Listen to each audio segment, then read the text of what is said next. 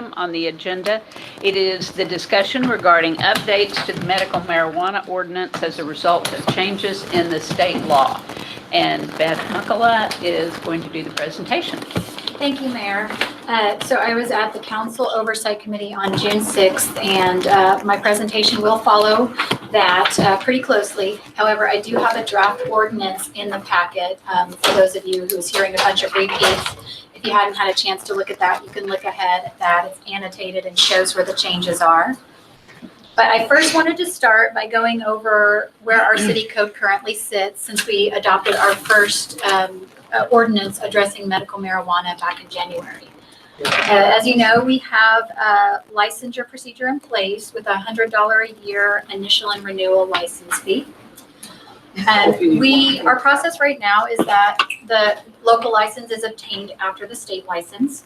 And we created a researcher category and a researcher use category for our zoning ordinance, but the state has never gotten a procedure in place to license any, so there actually currently aren't any researchers.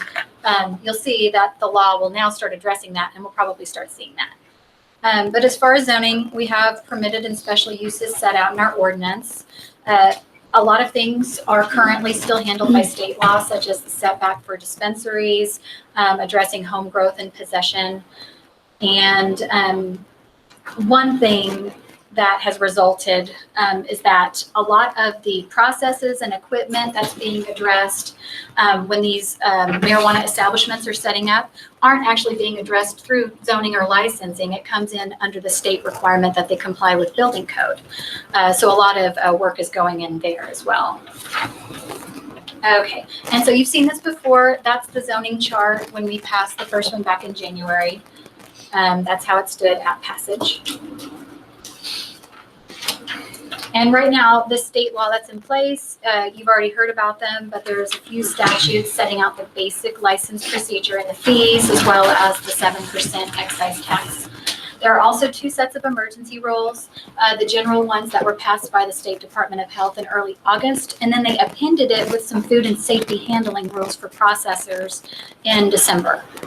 And I have spoken with the OMMA council who told me that those rules will become permanent seamlessly. They're anticipated to become permanent without a gap in coverage. So there should be no change in any of our ordinances that were based off of them. So that's good.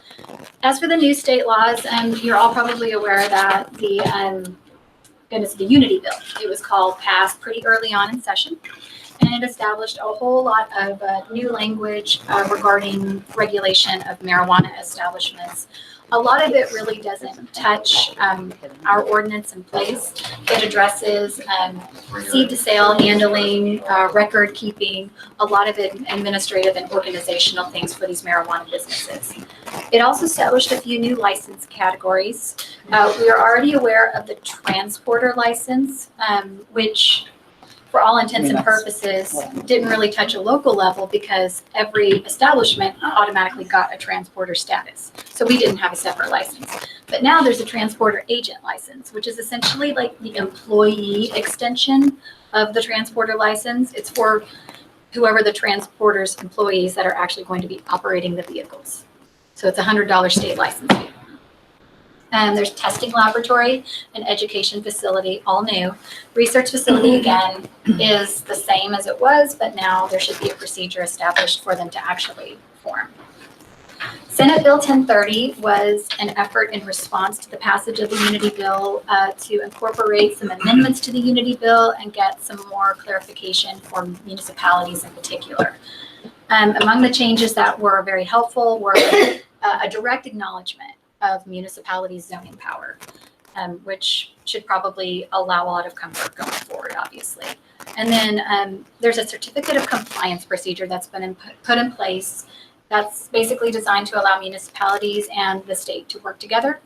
It is required that with the state application, an applicant already have their certificate of compliance. So they'll be coming to us first and foremost with that before even proceeding to the state licensure stage. This is just something I wanted to mention briefly because I know it has been discussed, but at one point, Senate Bill 1030 was set up to address taxation by municipalities and make it clear beyond clear that it would apply on top of the state excise tax.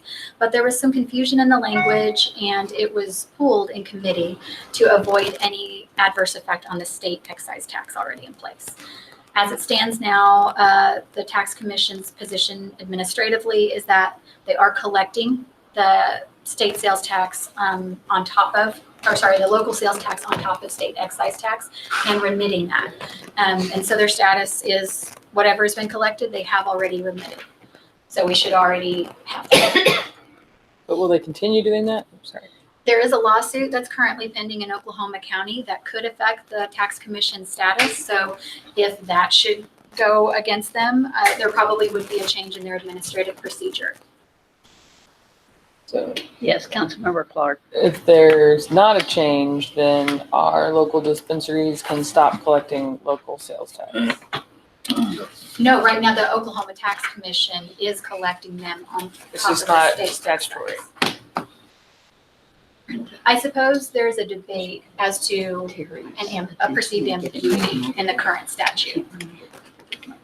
OTC's interpretation of the statute is that marijuana constitutes tangible property to which state and local taxes are applicable. So the way that statute is set up, it basically applies to everything unless something is specifically exempted. And marijuana was not specifically exempted. So their status is that they have no authority to not collect it at this point. So they will be expecting it until told otherwise. Councilmember Scott. So is it the 7% on top of Norman's 8.75? I've looked at the OTC administrative calculation, and what they do is the 7% state excise tax is on the actual amount of the sale, and then the amount of the sale is also the platform for the state calculation. So I'm gonna It's not on top of, it's 15.75. So, and then only 4% of that comes back to us, That's what we're trying. comes back to the city. Right, Correct. only our portion comes back to us, but I guess I was trying to make a distinction of, let's say the sales for $100, the state excise tax is gonna add $7 to that. The sales tax is not computed on the 107, it's computed on the 100. Yeah. Okay, Sorry. yeah, no, that's fine. I was just trying to understand if it was 15 or. But it's still 8.7 or It is. 15.75. It is, in essence, Yeah, that's how for- much. yeah. Get In judge. here anyway. Yeah. Yeah. Right, not, yeah, Got but it. the total amount. I'm good. We get Ours 4. is the same. Councilmember Wilson. But I'm hearing you say that the lawsuit that's pending could change that. Based on the lawsuit is actually filed against the tax commission itself. So they would be a party bound by the court's decision and they could be directed to do it a different way. Right now, the procedure they're following is the administrative one they put in place based on their understanding of the state law.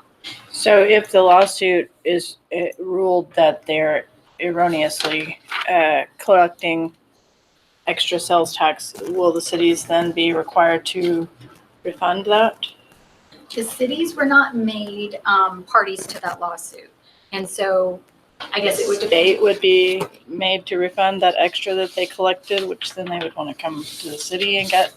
They can't come to the city. They can't come to us? They got their percent of sales tax, and then we've got ours, and the county's got theirs. They're separate calculations. But aren't they collecting They're collecting on our behalf, on our behalf? but they're not collecting. They're not giving us part of what they collect. They're not giving us part of their collections. They're acting as a collection agent for us. Okay, well then they're collecting tax for the municipalities, or aren't they? Yes, They are Yes. collecting it. And they're being sued saying that they're not supposed to be. the state tax. Right, that they're They're not not supposed supposed to to be collecting it in the way that they are on top of the state excise tax, in addition to the state. Oh, okay, so it would be excise tax. ruled that they need to collect For them. only 8.75 or whatever. I think what the Instead of plaintiff 15. is seeking is just 7. collection of the 7. And then we would still get our portion? Our portion goes away. Councilmember I Holman. think that's when we would have to consider a local tax on marijuana. Because if it Excise was tax. just the 7% tax, the city would not be getting in it, because under the state law, that entire 7% tax is supposed to go to the state for specific purposes. So yeah, under my impression, we wouldn't get any of it, and then that's when we would need to consider a separate municipal tax, I would. And let me be clear, I won't pretend to be incredibly familiar with every single detail of that case. My understanding is the main dispute is the collection of the local tax on top of the state excise tax, and that so it's possible that the relief they seek and what the court could rule is that they can no longer collect the municipal tax. Whether or not the court would attempt in its order to go further and allow any treatment of the previous taxes collected, I could not say. I know that the city is not named as a party to the lawsuit, and so anything that would be done would likely be instigated by the tax commission itself rather than the court in this case. I guess my fear is that we would get a phone call that says, hey, we've overpaid you, City of Norman, so please give us our money back. That would be my concern. We didn't get the money. Anthony says we are. Councilmember Castleberry. In other sales tax, Councilman Wilson, in other sales tax disputes, that has not ever been the case. So that's not a normal thing. Like Yeah. if they've done that in the past. Because the city or municipalities cannot charge sales tax unless the state charges sales tax. In other words, if it's exempt from the state, then I got that part. Okay. we can't do any more. Then, now we could choose not to charge sales tax if the state did on something. If we said we didn't want to charge sales tax on apparel, we could do that. Even when you do the tax-free weekends, you still collect the sales tax. They just change the price. I don't understand that whole tax refund thing. It's goofy. But then in the cases where they've gone back, some of them like, well, the one I'm thinking of is gym memberships. They tax those now, but they didn't used to tax them because they thought it was a service. Now they're saying it's tangible. You have to charge. Same thing with like copies versus the service. They didn't go back and say, hey, it was prospective. We're not gonna go back. It's too hard to calculate what it is. And then we just, from this point forward, it went that way. I already moved it. Okay. So I wanted to briefly go over these two categories because they seem extremely similar, but they are two different state licensure categories. Research facility has always been based on the idea of basically an academic pursuit of advances in the field, as opposed to a testing laboratory, which is this new category that was created chiefly to allow growers to test their product, have it tested for contaminants prior to sending it to a processor or dispensary. They're required now under the state law to do that. So this is the mechanism by which they can get that tested externally of their own company. But then also there is some language in the testing laboratory licensure framework that allows them to do basically some research for these businesses in advancing their product. So extremely similar, but two separate license categories. Oh, okay, so just this is a very broad outline of the considerations that went into the draft ordinance in front of you. Again, these were discussed on June 6th. But we have to incorporate a certificate of compliance process into our licensure procedure in order to comply with what the state is now requiring of us. And you can see here the language that sets out the situations in which we have to issue a COC. They're very broad, where it's cultivated, grown, processed, stored, or manufactured. And we'll talk about storage next. I mentioned the transporter agent license, which is new, and also just the straight transporter license. There is new language for transporters, which allows them to have standalone storage facilities. And this becomes an issue because we have to, under the previous state law here, issue COCs for them. I've talked in some detail with the OML and the OMMA attorney about how storage facilities are being treated and how the OMMA views them on a state level. And the short answer is the only standalone storage facilities that are being given licenses at this point will be those that apply for the transporter license. If you have a dispensary, then your storage is on site. If you have a processing facility, then your storage is on site. Right now, they are not planning a separate licensure category for other types of facilities, just this one. So that's pretty good assurance then that we should only see a storage facility issue arise in a situation where we have a transporter that doesn't already have another type of license. And you'll see in the draft, the way it's written is a transporter license would only be required on a local level, again, so that we can get them into the certificate of compliance process, if they don't have another one.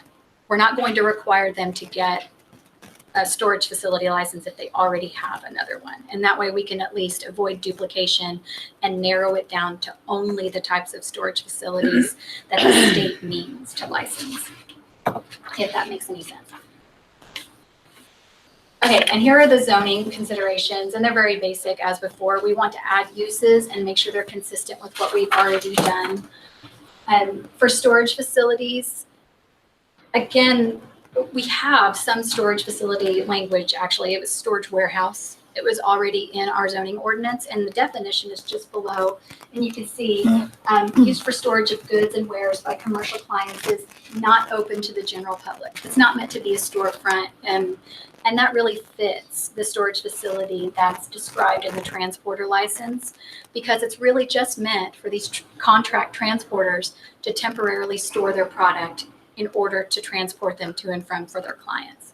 So it seemed to fit that. And so the draft, you will see, it suggested that storage warehouse definition be amended to specify that where it appears, it includes medical marijuana storage facilities. Education facility. I wanted to touch on this because it's a new category, and by definition, it includes both education for processing or cultivation activities. And that makes it kind of tricky to locate because where growing is allowed, processing isn't always allowed. You'll see in the draft where we tried to address that. Councilmember Hickman.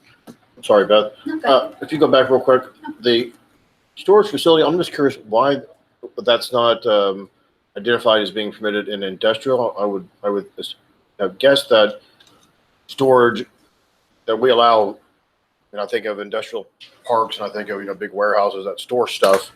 That seems to me to be at least as applicable as C2 commercial spaces.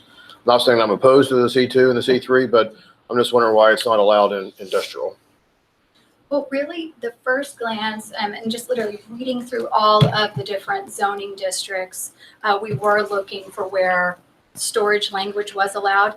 In industrial, and I apologize, I don't have that right in front of me, but in industrial, there was some reference to storage, but it was specific to certain types of products. It wasn't a general goods storage, the way that storage warehouse was and the way that the transporter storage was described.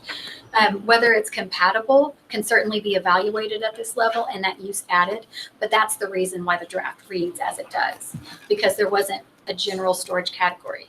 That being said, processors are allowed in industrial, so are growers, and if they need storage right now, the state is expecting them to have it in their already licensed location, and on a local level, we would not require a separate use to be recognized for that or a separate license. Like, I guess just for example, if I was in the trucking business and I was storing stuff in my 18-wheelers, and I wanted to be able to park those somewhere, maybe inside of a building or in a lot, would that be allowed in C2, or would that be allowed?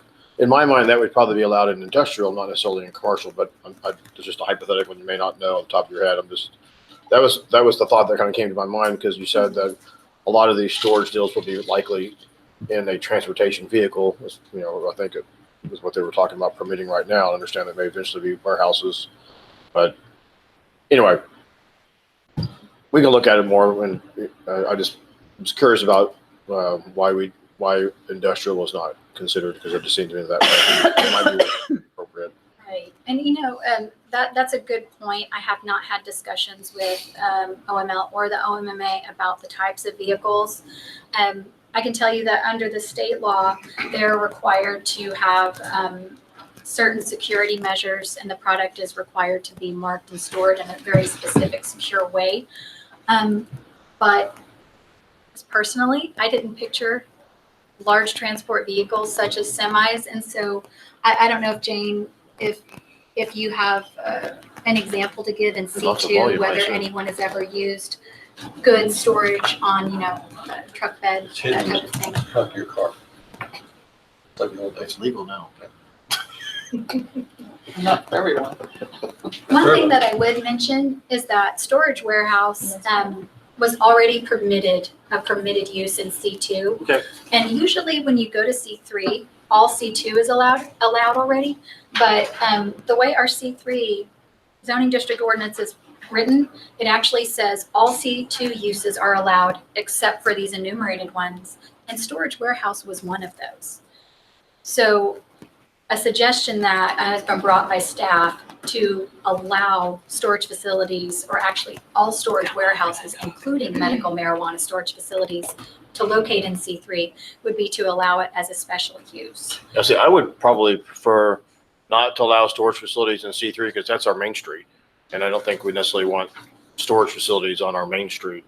As a general rule, I mean, I understand maybe a special use, there may be some, extraordinary circumstance, but, and if that means by limiting them to only C2, which I don't think we have a lot of, that's why I thought the industrial might provide more opportunities for the storage people. I mean, because personally, I would have a hard time probably supporting turning a downtown building into a storage warehouse, but we're trying to create an active, walkable, community. Mhm. Well, then I guess the decision would turn then, if we were to expand it beyond the way it's written now, would we want to treat a medical marijuana storage facility separately and simply add it as a separate use in every category the way we've done?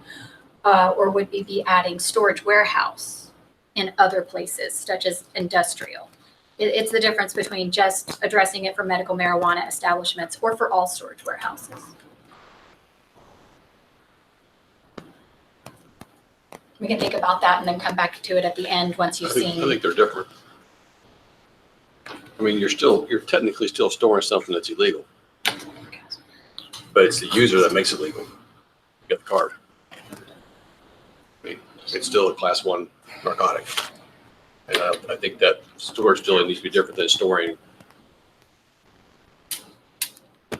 cereal or food that's going to be delivered, or paper towels or something, I think it probably needs to be a separate classification for storage facilities, because you got the security issues and all the stuff that goes with it.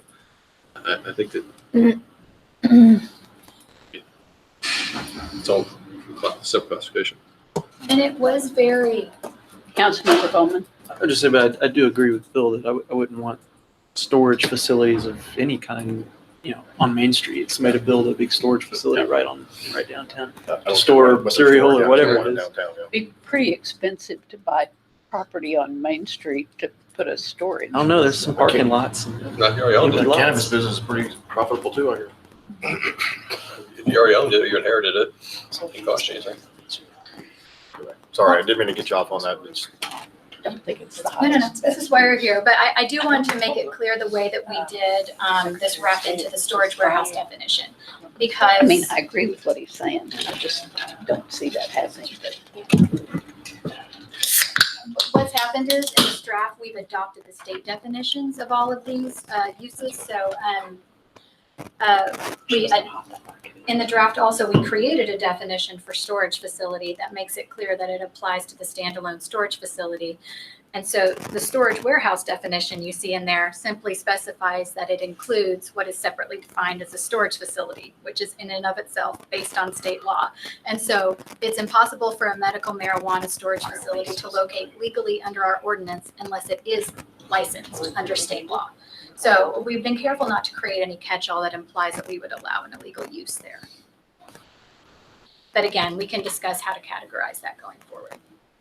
So this is just a very brief summary of what you're going to see. And frankly, I pretty much just talked through all of that. Here is the way our zoning looks now with those three use categories added.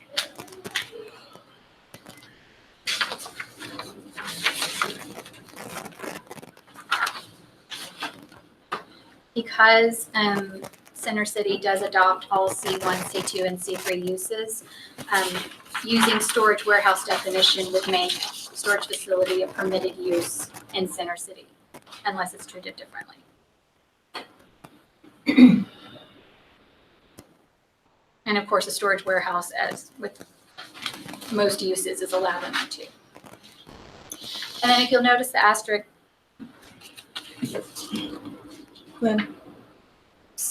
I'm sorry, Councilmember Hickman. When you, can you clarify that for me on the Center City form-based code?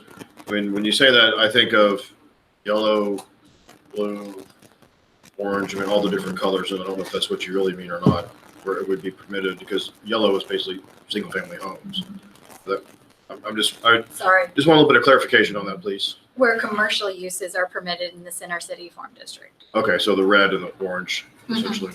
Yeah, I don't have that use table in front of me. I could certainly supplement this information. So I guess that goes back to what Steve and I were talking about before. I'm not really comfortable with that. I would prefer that we don't have storage facilities, presumably on orange. The orange and form-based code is, Gray Street, for example, James Garner, and certainly, the red is Main Street. And so I'm not personally comfortable with that. I don't think we want storage facilities on these areas where we're investing public funds through the TIF and trying to create an active street edge walkable community by putting storage facilities there. But I don't know how other people feel. Councilmember Bierman. I share that concern. We've already got a lot of dispensaries going in kind of in the Main Street area. And so I can see it being really attractive to want to have a storage facility close by despite the added cost. However, I think the concerns are valid, and I don't think that cost is really going to be a factor if wanting to locate close to where the product is actually going to be sold. So. Well, then I think it is a pretty straightforward fix of the current draft then. Just create a use category defined separately as a medical marijuana storage facility separate of storage warehouse. I will specify, though, that storage warehouse, as it's defined already in our zoning ordinance, is permitted in C2, which means it is a permitted commercial use in Center City. It's just that if we define medical marijuana storage facility separately, then it will be clear that it doesn't include it, and we can treat it separately. Councilmember, I'm sorry, Councilmember Holman. Did you say that? So a dispensary has a storefront with a warehouse in the back of it? Is that considered a storage facility? No, it's Some of the buildings downtown are pretty big or go back very far, so the front might be a dispensary, and I could see, the back stock being in the back. Is that considered a storage facility, or? no, it's storage incidental to the underlying license. It's not really set aside in state law at all. But most facilities that are setting aside areas for product storage before it's moved off So site. you could have storage facility on Main Street as long as you have a storefront Yes, and in Center City. Okay. as our ordinance already allows it to be located in Center I was City. just wondering about that, and I agree. I wouldn't want to see it as a permitted use. I mean, I wouldn't be opposed to there, being some way to either PUD or whatnot. There was some project that somebody had, but initially, I wouldn't want to just have storage facilities constructed in Center City. Well then, so what I think I'm hearing is that industrial areas such as I-1, I-2, and M1 seem consistent with storage based on what we've done before. I don't know, Jane, do you have any other recommendations or comments based on what you've heard? So we're talking about putting the storage facility in the I-1. Right, It's fine with me. Unless you tell me it's a bad idea. and then also continuing that over with the M1.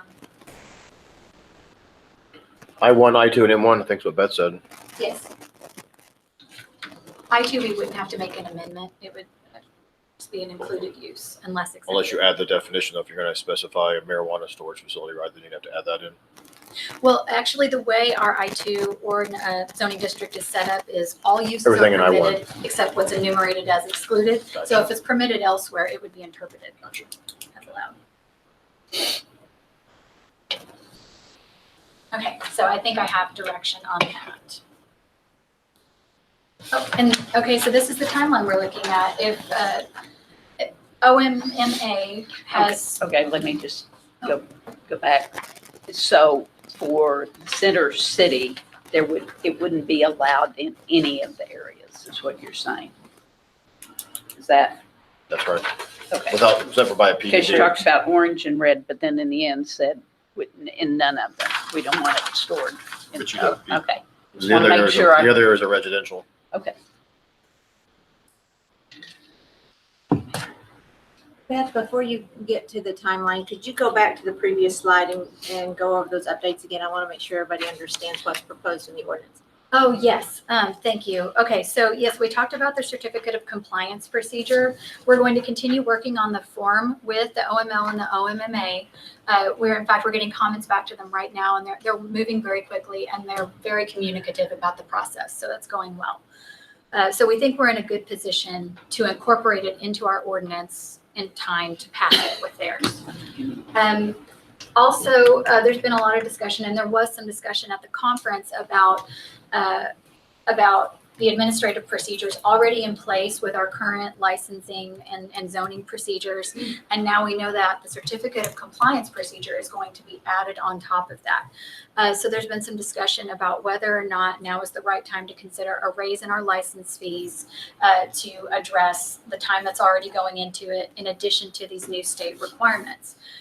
Right now, until that's nailed down, we don't know if if OMMA is going to actually require 2 sets of inspections or what, but we're going to have to comply with it, whatever they require. So right now, what's included in the draft, there's been clear direction that we're not interested in the maximum state fees.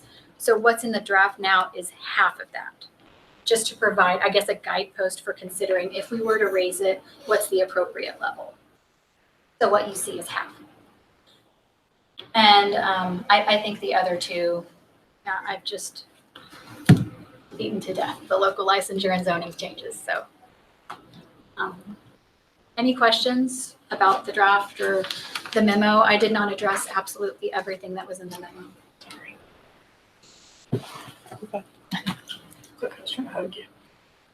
Oh, and Councilmember Holman had asked a question during the council conference regarding treatment of smoking and vaping medical marijuana in public. I spoke to OMMA's counsel about that actually, because the rules in the state law are actually really hard to read, but she confirmed that the emergency rules already in place and the state law that will become effective in August, both are meant to prohibit smoking and vaping in public.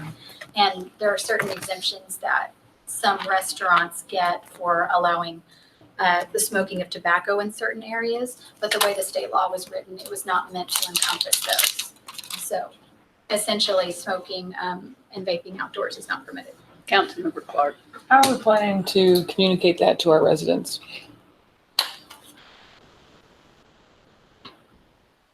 I don't know if we have exactly a plan in place. Are you discussing maybe like an announcement of the state laws going into play now? It's So- certainly something that can be done. It's Because actually somehow not this will be our fault, and when people get in trouble for violating the state law, it'll be the city of Norman. And I just think it would be wise to, with vaping as well, and to post at least near some sort of social media included in the city manager's report, any way that we can get out there that this is coming from the state. It's a change that may affect your normal habits and patterns, and here's your notice. Only eat edibles in public. Yeah, and I think that's true of quite a bit of the state law. There's quite a bit of misunderstanding now about what's okay about driving cars and all sorts of other things. Well, and if we there. publicize it now, when we get to Norman Music Fest again in the spring, hopefully it won't be, well, this is for Norman Music Fest. No, Yeah, I it's- think that's a good, Football games. that's a good Yeah. point. Yeah, very good point about game day on campus. Councilmember Holman. So, you say, does that apply on private property? I mean, the way that I'm trying. no I'm literally smoking trying to- outdoors, but Right. can I stand on my front lawn and smoke marijuana? I read something on this. Or So a no, business is private property? The if it's- prohibition is on public. There are parameters relating to private property as far as what distance you have to be set back from public spaces. But otherwise, it is permitted on private property. So would you consider the sidewalk in front of a bar to be public property? If it's a public right of way. So no smoking on the sidewalk? That was the intention of state law, yes, I Um, talked through that with her. but you would still, in a private establishment, if they allow smoking inside, could smoke marijuana inside. It's just cigarettes, right? Just cigarettes. Those are those exemptions I was speaking of, where in some cases, restaurants are, for instance, able to set up, I think, separately ventilated rooms. Like the Mont has its own little bar room. That would not apply to smoking and vaping. They excluded marijuana smoking and vaping from that exclusion. Imagine that'll be a It's challenge.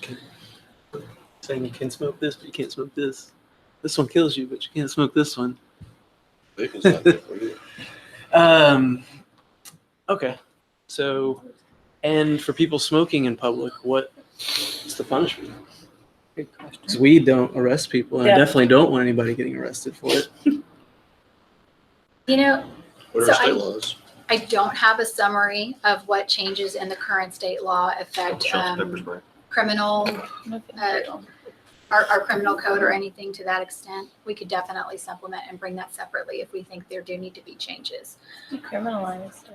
It's at least 5 years. We've always had no smoking in parks. Yeah. I don't know how you enforce that. It's a ticket, right? So Beth, do you feel like you know what the council wants to do? I heard that there was concern about some of the zoning and that Councilmember Hickman and several others said they didn't think Center City was an appropriate place and that I-1, M, and I-2, M1. M1, and I-1 and Okay, anyway. I do think I have very clear direction on Okay. storage facility, how we treat that. I do want to make sure you notice that on this chart for education facility, there's an asterisk next to 3 of the permitted uses. And that is how we tried to balance their placement without being too, without restricting more than we absolutely had to, because education facilities can have programs for both education and cultivation activities and processing activities. In A1, A2, and CR, we allow growing and agricultural, but we do not allow processing activities. So where an education facility wanted to locate there, the use is specified as limited to cultivation activities only. Elsewhere, though, where like in the industrial districts where you have both processing and growing, the permitted use is just straightforward. So cultivation, and what's the other one? Processing. And the other issue is what they want the licensing fee to be. Yes, I would need direction on what amounts to finalize those in. As it's written now, all establishments would be 100. Half of all the current state license fees changes it up somewhat. They're different. Councilmember Clark. I think this was my question. I know that we had asked for in, I think oversight, some sort of estimate of how much staff time is actually spent on all of these. Because I'm fine keeping it as low as possible, but we have to recover our costs. And I actually, right before this started, we got an email from OML that shows the draft compliance, and it's fire, it's safety, it's water, it's a lot. So I would want to make sure it's fair, as low as possible, but fair to staff and our resources. So have we Funny, seen the that, or? government's like, you got to do Oh, all we these have seen the things. form. No, the And now we need to estimate. recoup their costs for making you do all Not these yet. things. Brenda, Unfunded mandate. Brenda has something to add. One thing that's a little bit different with the certificates of compliance for marijuana that are different from alcohol is they are going to require these annually. So we'll be making these inspections on an annual basis for every one of the different license types that they have. That's not the way we do it with alcohol. So there are also more inspections involved in this COC process than there currently are with alcohol. I mean, just more detail to the inspection. So I do think the time involved will certainly be the time for the inspection itself. Oftentimes when they are inspecting these for whatever the license type is, re-inspections have to occur because something wasn't compliant when they went the first time, and so there's a second trip. And there's also staff work inside, in-house. So there hasn't been an actual full cost put to it necessarily, but The costs are different at the state level for each one of these types of licenses. Some of them are 2,400, some are 1,000, and some are whatever, different costs. So what was proposed in the ordinance is just half of that. I don't think that's overly burdensome necessarily for the amount of staff time that's going into these licenses. I'm okay with half.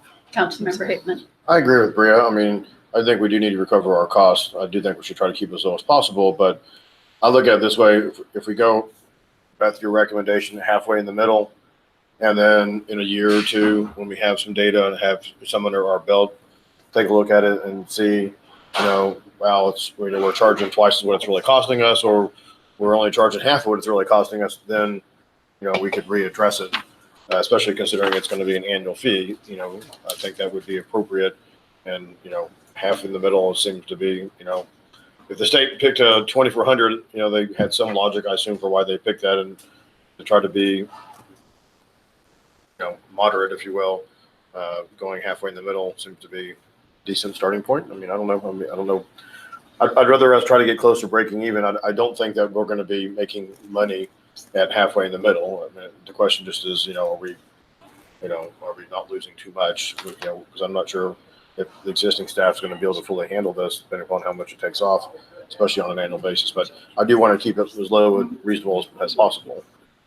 Jane? Sure, I just wanted to add, we do have some numbers. I apologize. I'm still waiting for the hours that some of the code officers have been working on, of the issues that we've been going back and forth on for lack of permits and inspections and stuff like that. I'll try and get back on that tomorrow, get you some numbers, but I did get some information from fire, code. Okay, well, there we have some data. I think that'll be helpful. We've all made it very clear we want to be supportive of this industry, especially while we're getting sales tax revenue from it. But it's got to be fair to our staff as well.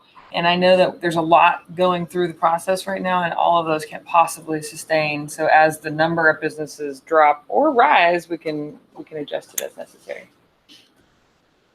I do think the new process is going to be helpful, though, with requiring that they start with the city to get this certificate of compliance. They can't even apply at the state without it.